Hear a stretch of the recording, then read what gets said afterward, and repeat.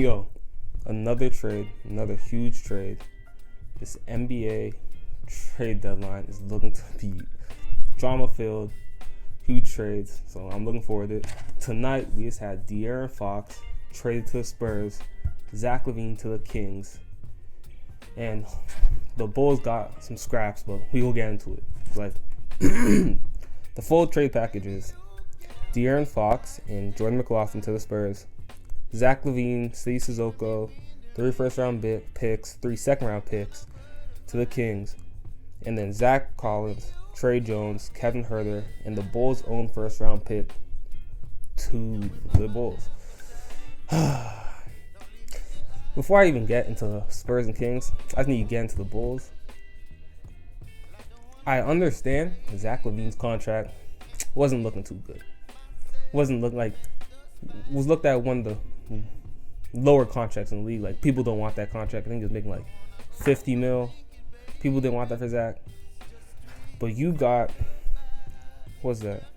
Like a 28-year-old Zach Collins, 25-year-old Trey Jones, 26-year-old Kevin Huerter, and your own first-round pick, which was protected this year, was protected in 2026, and was protected in 2027.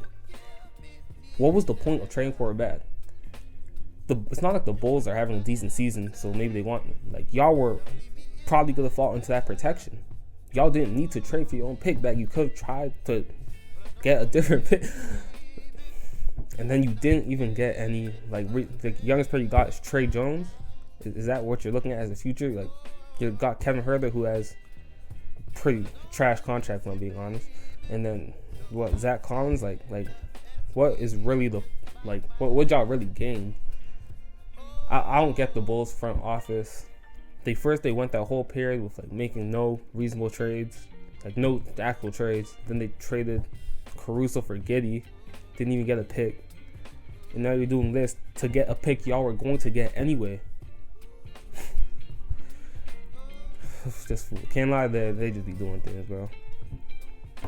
The Kings, Zach Lavine, Steve Sissoko, 3 first-round picks. They got Charlotte 2025, Spurs 2027, and Minnesota 2031.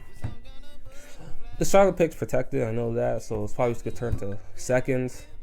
The Spurs pick 2027, presumably Wemby's still going to be there, but you never know. Luka just got traded, but if Wemby's still there, it's probably not going to be a high pick. 2031 Minnesota is an interesting one. That's a long time. Like 2025, now 6 years. Who knows if the Ant's still there? Gobert is definitely not going to be there. Mike Conley's not going to be there. Jay McDaniels probably not going to be there. So we don't know I don't know what that Timberwolves team's going to look like. That could be a good pick. They got Zach Lavine. The Kings said they wanted to get a win now player and picks. I think Zach Lavine, Steve Sissoko's a good young player. Hasn't really got that many minutes. But I'd like to see what we can get. You got 3 first-round picks. Overall, I think it's a pretty good trade for the Kings. Lineup probably good like Malik Monk. You got Malik, Zach, DeRozan, Huerter, and Sabonis. That can't lie, that's like a bottom play-in team, which is what they already were. So like nothing really changed. They just got some picks, got a young player. So overall, I think it's a decent if you want to trade De'Aaron. Now, the main one is the Spurs. The Spurs now have paired Wemby with Fox without giving up Vassell, Sochan, or Castle. And to me, that A+ for them. You didn't give up any of like your decent young, like any of the young players. I mean, you gave up Steve Sissoko, but was he really part of your future? Like you didn't give up any of the players who were like, actually part of your core and future. And you also managed to pair Wemby with an All-NBA level, All-Star level player. And sure, you gave up 4 picks, but the Bulls pick, y'all probably wouldn't get. It was protected. Charlotte pick was protected. Your 2027, y'all think you're going to be good then. And then 2031 is the only one, but that's 6 years in the future. Y'all don't even have to worry about that. Like, ultimately, I think it was a great trade for the Spurs.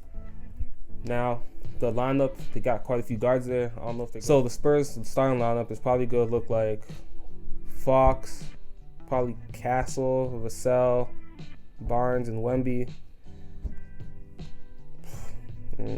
Or you can maybe keep Chris Paul, no Castle, Chris Paul, Fox, Vassell, Barnes, and Wemby. Really depends how you want to play that. I don't think they're a contender this year, obviously, but to me that is a 8 seed level team. And then you still have Fox. Wemby's gonna get better. You still kept all your core young players to make a move, and maybe they actually do make some splashes this year. Fox has shown that he can rise to the occasion in playoffs. Wemby obviously has shown, but he's shown us that he is a top 10 player already. So yeah, I'm looking forward to see. I'm also looking forward to see what the trade deadline still has in store for us. I'll catch y'all. Peace.